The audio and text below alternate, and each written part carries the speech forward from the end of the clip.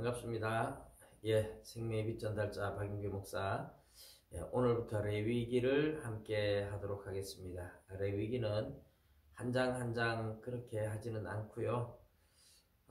레위기 앞에 1장부터 7장까지는 5대 제사 이야기가 나오고 8장, 9장은 위임식과 대제사장 위임식과 이제 첫 제사를 드리는 장면 나오고 10장은 이제 나답과 아비후가 다른 불로 제사를 드리다가 죽임을 당한 사건이 나오죠.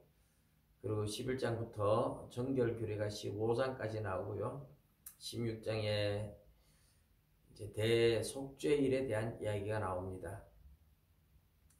그리고 22장까지는 17장부터 이제 여러 가지 정결하게 사는 삶의 규례, 앞에 11장부터 15장까지는 정결 규례에 먹어야 될 것과 먹지 못하는 것과 또 산모가 깨끗하게 되는 그런 이야기들, 그 외에 또 이렇게 나병 환자에 대한 이야기, 그런 이야기라면 뒤쪽에서는 이제 정결하게 살아가는 삶의 방식, 가난한 사람들의 풍습을 따르지 않고 하나님의 백성답게 사는 것이 무엇인가, 이런 이야기가 나오고요. 그리고 23장부터는 이제 절기에 대한 이야기들이 쭉 나옵니다.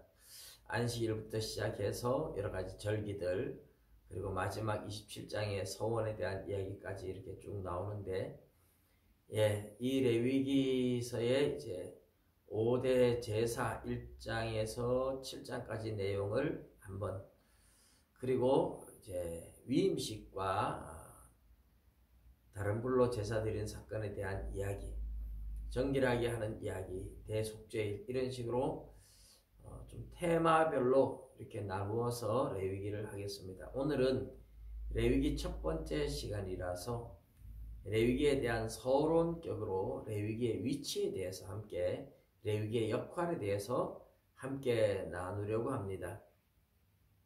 이 레위기는 제사에 대한 이야기들이잖아요. 이것은 그 레위기 자체가 그 레위인들의 역할, 제사장이나 뭐 아론과 모세 다 레위인들에 속하죠. 레위인들이 하는 일들에 대한 이야기다, 이런 의미로 레위기 이렇게 나오고는 있습니다. 근데 이 레위기서는 구약의 율법 속에 들어있는 복음이에요. 복음. 우리가 토라라고 부르는 율법은 사실 창세기, 출애굽기, 레위기, 민수기, 신명기 5권을 유대인들의 토라라고 부르고, 사두개인이라고 불리우는 대제사장 계급의 사람들은 구약의 토라만이 하나님의 말씀이라고 그렇게 인정을 했었습니다. 그만큼 토라는 유대인들에게 있어서 굉장히 중요한 책이죠. 근데 이 토라 율법이 다 율법으로만 이루어졌느냐? 율법 가운데 창세기, 출애굽기, 레위기, 민수기, 신명기 5권 가운데 들어있는 이 레위기서야말로 정말 복음 중에 복음이다, 그렇게 볼 수 있습니다. 구약 율법 속에 들어있던 복음, 항상 율법과 복음은 같이 갑니다. 율법을 통해서 죄를 깨닫고 복음을 통해서 죄를 용서받고, 이것은 구약 시대나 신약 시대나 똑같아요. 근데 왜 레위기서를 복음서라고 하느냐? 율법을 어겼을 때, 그러면 구약의 율법을 완벽하게 지킬 수 있는 사람 아무도 없죠. 근데 구약의 율법을 어겼을 때 어떻게 합니까? 제사를 드리잖아요. 제사를 통해서 죄를 용서받는 겁니다. 이제 번제, 속죄제, 속건제, 화목제, 소제 5가지 제사인데, 이 5가지 제사의 의미에 대해서는 내일 좀 더 자세하게 나누도록 하겠습니다. 제사 이야기가 기니까 하루 만에 끝이 날지는 잘 모르겠습니다만은, 중요한 것은 이제 사람이 죄를 지었을 때 이 죄를 지은 사람이 자기 형편에 따라 이제 뭐 소를 가져올 수도 있고, 양을 가져올 수도 있고, 염소를 가져올 수도 있고, 정말 가난한 사람들은 비둘기를 가져올 수도 있어요. 그런데 양을 가져왔다 하면 죄를 지은 사람이 양의 머리에다가 손을 얹고 안수를 합니다. 이 머리에 손을 얹고 안수를 하는 의식은 나의 죄를 이 짐승한테, 양한테 다 전가한다, 그런 뜻입니다. 내가 가지고 있는 죄를 다 덮어 씌우는 거죠. 그리고 나면 이제 이 양이 죄인이 되잖아요. 나는 죄를 다 양한테 넘겼으니까 나는 이제 의로운 의인이 되고 양은 죄인이 되는 겁니다. 그래서 그 양을 잡아요. 죄인이니까 잡아야죠. 죽여야 되는 겁니다. 벌을 내려야 되는 겁니다. 그래서 양을 자기 손으로 또 잡습니다. 결국 양은 누구 때문에 죽습니까? 내 죄 때문에 죽고 내 손으로 죽이는 겁니다. 이 양은 장차 오실 예수 그리스도에 대한 모형이고 예표가 되는 것이죠.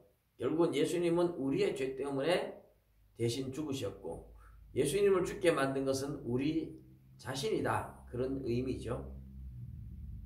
그렇게 양을 잡아서 이제 피를 가지고 고기를 가지고 제사장한테 갖다 주면 제사장이 그것을 가지고 번제단에서 제사를 드리는 겁니다. 이런 제사 의식에 대해서는 내일 하겠지만은 결국은 뭡니까? 레위기서의 제사 제도 자체가 내가 지은 죄를 해결하는 방법을 가르쳐 주잖아요. 그래서 죄를 해결함으로 해서 내가 정결하게 되고 깨끗하게 되고 의롭게 되는 겁니다.